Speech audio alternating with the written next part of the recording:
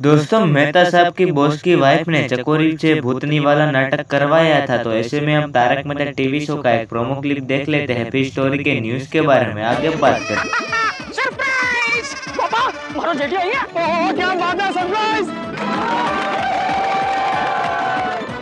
मुबारक हो भिड़े, मुबारक हो। Thank you कितनी है? तूने बताया नहीं तूने बंगला खरीद लिया। बेटे ये क्या बोल रहा है? भिड़े क्या बोल रहा है? बेटा क्या बोल रहे हो तुम?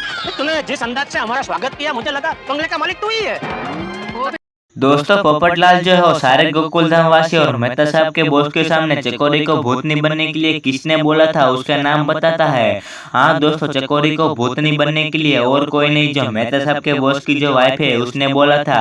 क्योंकि दोस्तों, जो बॉस की वाइफ है इस बंगले को बेचना नहीं चाहती थी, इसकी वजह से चकोरी को भूतनी बनने का नाटक करवा रही थी। अगर कोई बंगले के अंदर रहने के लिए आए तो चकोरी उसमें भूतनी बन के डरा के इधर बंगले से बाहर भगा दे।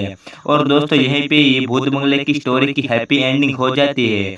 और दोस्तों, आप सभी लोगों ने प्रोमो क्लिप के अंदर देखा कि जो अपना जेठालाल है वो शो के अंदर वापस आ चुका है। तो दोस्तों, देखना यह होगा कि अभी किस टॉपिक के ऊपर स्टोरी देखने के लिए मिल सकती है। तो दोस्तों, देखना ना भूले तारक मेहता का उल्टा चश्मा। तो दोस्तों, मिलते हैं एक न्यू प्रोमो के अंदर, तब तक के लिए बाय।